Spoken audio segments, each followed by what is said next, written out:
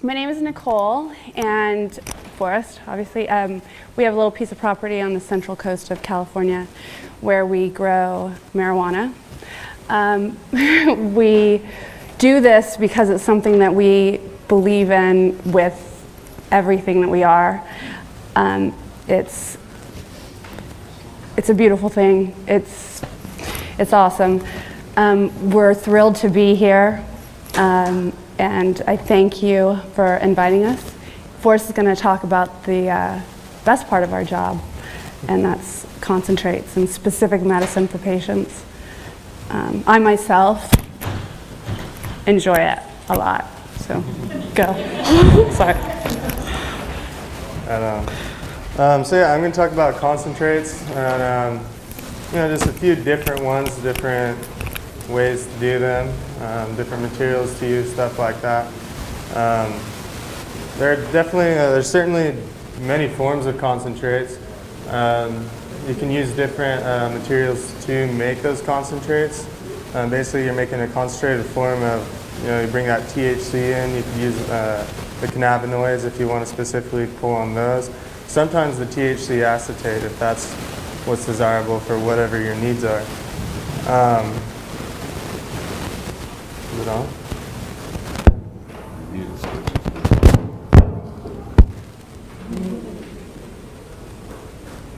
Hello? Is it working? All right. You guys hear me better? All right. So basically, every plant that we grow, we like to try to use 100% of that plant. We don't like to let any part of that plant go to waste, go to the trash, none of that. You use every piece of that plant. You use the fan leaves, you use the stems, stalks, every bit of it. Maybe not the root structure, but everything else works well. Definitely there's different needs, and we all are definitely aware of that. We definitely aim towards those different needs for each user. You may need something specifically for, say, pain, for nausea, whatever it is. Each strain specifically has something stronger on one level or the other, and that's something that we're definitely trying to target and pull specific molecules through. So what part of the plant do we want to use? That's a big question. Do you want to use your flowers, all your nice buds for concentrates? Sometimes you may want to. A lot of times I think people like to save those for smoke, stuff like that. You can vaporize it, whatever. Even the sugar leaf, when you do a nice trim, you keep that sugar leaf, and you can even smoke that as well. But I find that it works really well for making a variety of oils, whether topical, oral, or hash. They all work out. So yeah, there's 66 different cannabinoids found within the plant. That number is probably more now, but they're found. So if you're looking for the high CBDs, you definitely, like I said, you pull the fan leaves and you stick to the stalks and the stems of the bud. If you're looking for more THC, you're definitely looking at the flowers and the sugar leaf of the plant. So yeah, once again, different needs required different parts of the plant. So say you're looking for a higher THC content, you definitely want to, it's called a decarboxylation process. You're going to, actually what you're doing is through time or through heat, you're going to convert a lot of the THC acetate into THC delta 9 or delta 8, which gets grouped into delta 9. That's a psychoactive drug that we're all familiar with. It makes it fun, exciting. But yeah, say you're looking for THC acetate, say that is what you want. You run your buds, you make a concentrate when it's still fresh, when it's still wet and they haven't dried out yet. So say you have buds sitting around for a year, most of it has decarboxylated into that delta 9, that THC. But if you use them fresh, straight off the plant, you'll have virtually none of that and you get a lot of THC acetate. But there's not a lot of virtually no psychoactive effect. Like I said, you're not going to get too high off of that.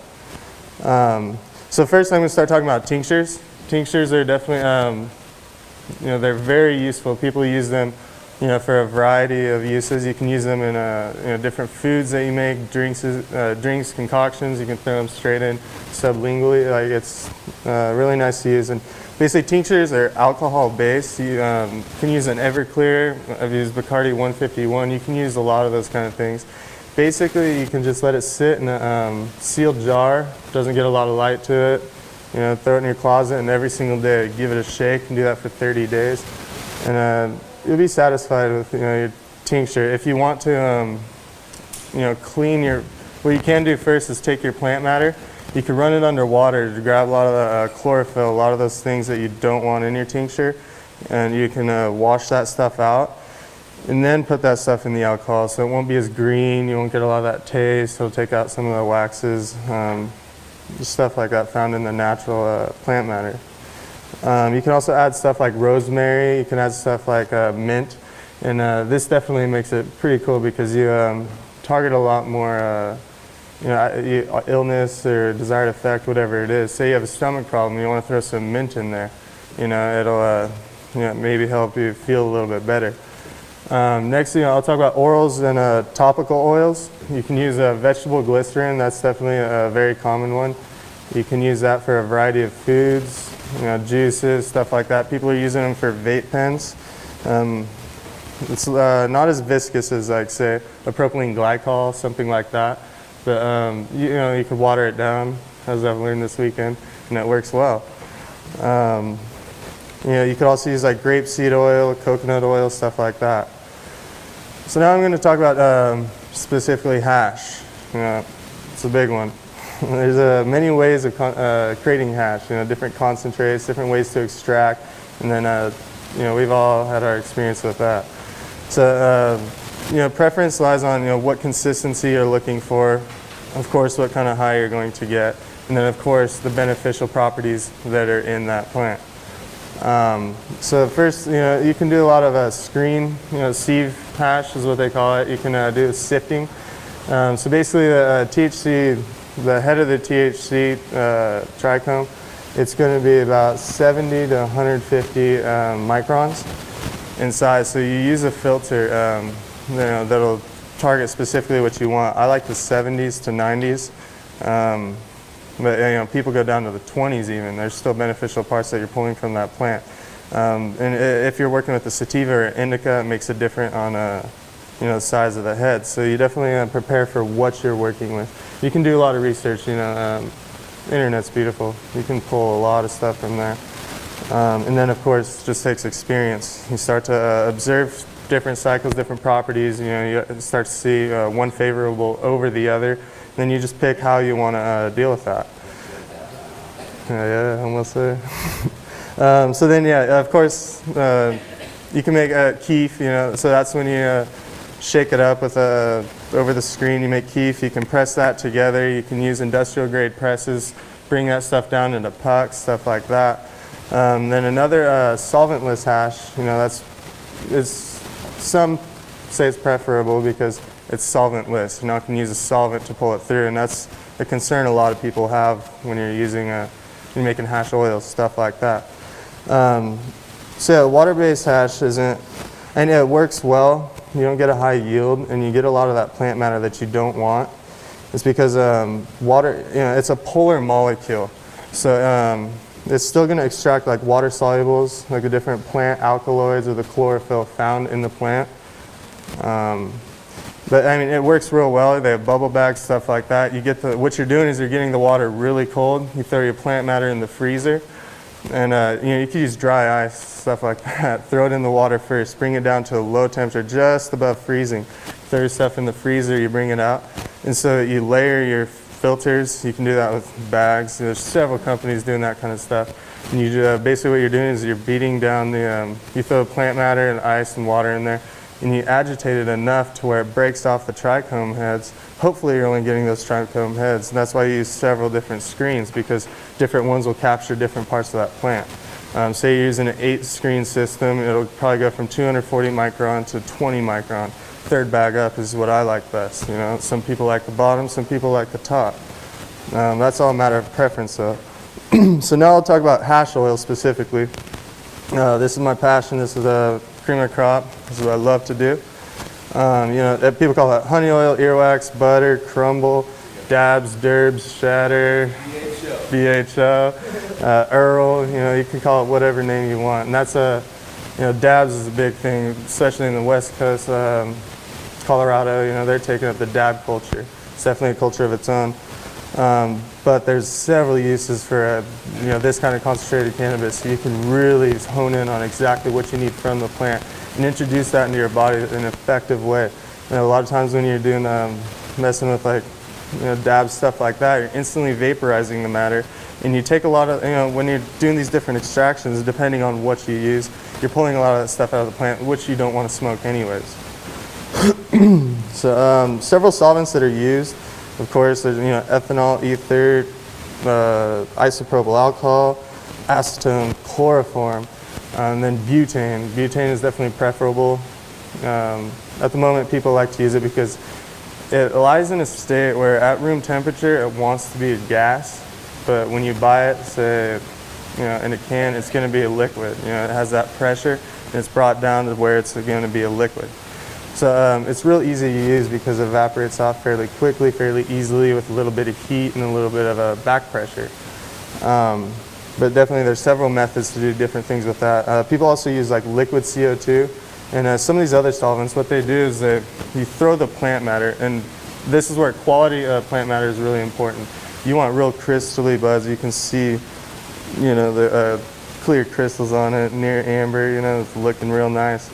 But, and then once again, this is, you know, if you want higher THC, then you use decarboxylated cannabis. And what you do if you want to decarboxylate your cannabis, you know, like I said, you either wait, you give it time, or you can honestly throw it in the oven about 150 to 200 degrees for a half an hour to an hour and a half. But the higher temperature you use, the longer it's in there, you're going to start burning off different terpenes, which give, you know, the matter its taste, you know, whatever it is that you're making. If you burn off all those terpenes, you're going to get a nasty taste. But at the same time, say there's a certain terpene you do want to boil out, you can get specific temperature to boil those off. Or if you want to capture certain ones, you know, you just got to be mindful of what you're working with and what it is you're trying to get out of it. So as far as butane goes, you know, there's isobutane, which, you know, is generally more, it's easier to get. It's stuff you're going to get in cans. People fill their lighters, stuff like that. Don't use Scripta. You know, that stuff's nasty. You got to use nice butane. 5 times refined is all right. You can get 7 times, 10 times, whatever it is. The more times it's refined, the less impurities it has, and that's one that you want. So N-type butane is commercially, you can get it's commercial grade butane. That's the butane that you want. There are less impurities in N-type butane versus isotype butane. So what I prefer, what I find works real well, like some of these other ones, chloroform, isopropyl alcohol, whatever it is, you're going to let that stuff, the plant matter sit in there, and it's going to break down a lot of the chlorophyll and a lot of those other properties of the plant that you don't want. Like CO2 is, liquid CO2 is a common way because people think of it as solventless, but it's still liquid CO2. What you're doing is you're breaking down, you know, parts of the plant matter. So it's not necessarily solventless, but the problem with that is it still takes a lot of chloroforms, stuff like that from the plant. So direction a lot of people are headed is supercritical CO2 as an extractor. Many pharmaceutical companies in the world already use supercritical CO2 extractors. You're really able to hone in and get exactly what you want out of a plant. You know, it's an excellent solvent. It gets you exactly what you need, but all that takes is pressure and temperature. So then I'm going to go over, it's the purging process. Okay, so once you make whatever it is you're going to make with solvent, say you're using butane, I like to try to run it straight through as quickly as possible. If you can create back pressure to pull it through, that's what you want, because you're not going to be breaking down that chlorophyll. You're going to be bringing those you know, nice THC crystals through. You're going to be different CBDs, different terpenes. Like I said, you can get real specific depending on temperature and pressure and time. So if you're going to, you want to use glass tubes. Definitely people like using glass tubes if you're going to do butane. Stainless steel, something you want to use. PVC, would not recommend that. Galvanized steel, stuff like that. Aluminum. There's certain, you know, there's a compatibility, like It's a material compatibility database online. You can see what works with what. If you're going to use butane, or if you're going to use ether, make sure that it's compatible with whatever you're throwing it through. You don't want it to be leaching out different chemicals that are in, that PVC. You get different polymer chains breaking down. You don't want to, I don't want to smoke that. It's poor quality. You don't want none of that stuff. So yeah, I mean, once you run it through, whatever, this is where the fun part comes. If you want to call it honey oil, crumble, shatter, whatever it is, this is all within the purging process. So for a lot of people, it's just a preference. Sometimes if you get more concentrated form, say if you do like a nectar or oil versus crumble or like keef, you know what I mean? And the way to represent that is fill this cup with a bunch of ice, fill the same volume cup with a bunch of water. You know, what's going to be more dense? Definitely that water is going to be. So a lot of times when you're using these different, say you're using butane, whatever it is, it's going to dissolve the THC from the plant, so it actually breaks the THC molecule. So it doesn't ruin the properties, stuff like that, but it breaks it down, so you're able to make closer tight when you make the nectar, stuff like that. So yeah, in the purging process, this is where the beauty happens. This is where everything happens. You got to pay attention to your heat, and then if you want to pull out more of that solvent. So the purging, what it is you're pulling the rest of that solvent, whatever it is you're using, from your plant material, and you're pulling that stuff out. You want the purest concentrate that you can get. So say if you're using a fairly fresh buds, dry enough, not like, you don't want to crumble dry, but you don't want it so fresh that it's still wet. If you're using something like that, you should be able to get a nice, if it's more sativa, a nice yellow color, more indica, and more red color. But when you pull that stuff through, so I guess I'll just explain my preference, the way I like to do. So I'd pull it through. Say I wanted to make butter or wax. It's a thicker consistency. It's easier to, you can touch it with your hands. It's malleable. It's definitely a preferred method for a lot of people. You run that stuff through, and you can run it through onto a hot plate. Some people use a pancake skillet. Some people use hot water bath, which is nice unless you have to keep refilling your water. An induction burner works well if you have the means to get something like that, because you want to keep it outside. Watch it closer. They go out.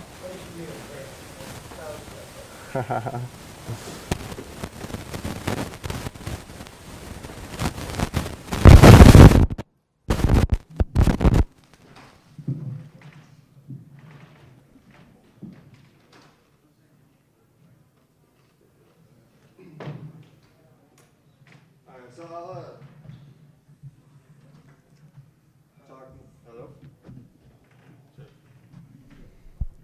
Hello. All right, I'll continue giving more tips on the purging process itself. So if you want to make butter, you run that stuff through. Don't touch it. Put it in moisture. Moisture content has a lot to do with it. So if you're going to run fresh buds, a lot of the reason why people decarboxylate is you're not only turning that THC acetate into the delta 9, but you're also pulling moisture out. So if you have more moisture in the product that you're running, it's definitely going to be a difference versus a dry material. So once you're heating it at that point, you can you start to whip it. So you can burn that solvent off, and you start to see the solvent, it bubbles up, it starts bubbling up, and you see just the sticky resin start to collect at the bottom. You see that stuff bubble up, and heat, you want to keep it's slow and low. That is the tempo. Remember that always. I've ruined a lot of concentrates, throwing up to 180, 240 degrees. Of course, you're going to burn your THC at some point, but your terpenes, you got to be very careful that you're not burning off your terpenes, otherwise you'll have bad taste. Definitely don't want that. But so, back to what I was saying, if you run that through, and you have your plant matter starting to just collect at the bottom, you give it a good whip, and that's why they call it whipped when you get butter. they say it's whipped. Or if you make crumble, it's a further process of that. You start whipping it together, and then you see it it just starts bubbling more and more and more. And what it's doing is it's releasing that gas. Okay, so it's coming through as a liquid. You're bringing that temperature up, and then it's bringing that gas. It's letting it, change its state. We got solid, liquid, or gas. So solid, liquid, or gas, any substance, any molecule, you can change the state of it just by changing the temperature or pressure. If you look at a phase diagram, you got pressure on your y-axis, temperature on your x-axis, and literally you can pinpoint where you need to set, whatever solvent you're working with, alcohol, whatever it is. So you give it a nice whip. You whip it, whip it till your wrist hurts, and you'll see it start to turn into butter. And then if you use a vacuum chamber, butane likes to come out at 29.2 Hg, so it's negative. You pull that air out, bring it to 30, something like that. It'll start to muffin top. And if it muffin tops too much, you might not be able to get it down to a consistency that you like. So I recommend doing this with a glass chamber where you can see into it. There's various ways you can build these chambers. You can use a mason jar and throw a tube through the metal part with a gauge on it, and on the other hand have a vac pump. Some people use a manual vac pump, for food saver, stuff like that. I wouldn't recommend that. I'd use a stage 2 vac pump, something that'll really kick it in, keep it constant. So the chambers that you want to use, you can use paint pots. People are selling them online as big old pots with a half-inch acrylic glass on top and with the different gauges on it. And that's actually really nice. It's a little overpriced, but you can build one for a fourth the price if you're handy with that kind of stuff. I like to I'll use a paint pot sometimes, and it's nice, but it's hard to see through. You can't really see what you're doing. But always keep in mind, whatever you're purging, when you vacuum it, you like to keep it in the heat at the same time. So slow and low. I'll keep it around 100 degrees. A lot of people think that's too low, but if you got the time, keep it around 100 degrees and let it go for 8 to 12 hours. If I do something like that, so I explain how I would do butter. Butter, you just keep it going. If you start seeing burn off, you see smoke of any sort, of course take it off. I use an infrared thermometer anytime I'm doing any of these kind of things, just to see where the heat's at, always checking, making sure. That's what it takes. It just takes a lot of experience, observation, stuff like that. But so say I wanted to do it a little bit longer, that's where you get your nectars, your shatters, stuff like that. And some people prefer that kind of stuff, but it's still it's a wide debate. Is it shatter versus butter? Which one do you like better? And you can qualify, people qualify their side, it's a matter of opinion really. But the idea is you want to pull out most of that solvent as possible. So there's labs, several labs in California right now, Colorado of course, where they're doing a residual testing. So you can't, you don't only get your potency tested, but you can get your terpene content tested, know what terpenes are in there and how much of each are in there. Then you can also, a lot of them are developing residual tests. So you can give it to them and they'll tell you exactly how much solvent is left in your product. I'm proud to say I've used infrared spectrometry, found no residuals at all in some of the product, and that's been my goal this whole time. Been doing this for a few years.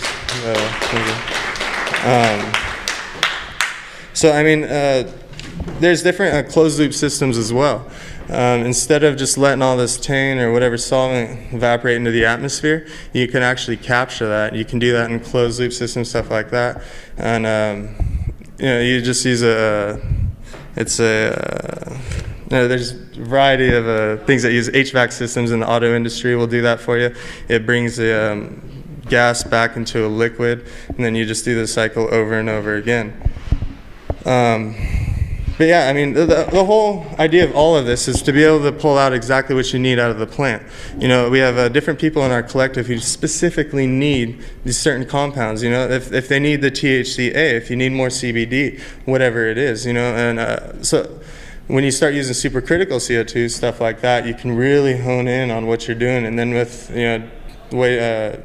applying a lot of different concepts from people who are studying genetics, stuff like that, you can really further even further more than that, and more than just, I like this taste, I like this high. You can really get into it and say, here, here's the medicine, here's what you need. And to be honest, my goal, my final goal in all this is, I believe there's a day where we can be on a regimen, your Sunday to Monday regimen. You don't need none of the synthetic pharmaceuticals, none of that stuff. You can honestly do this with cannabis every single day, several times a day, whatever it is that you take. I feel like there's something that can, substitute most pharmaceuticals that we're taking today, which I think is a great step. I'm excited to move towards that direction. Thanks for having us.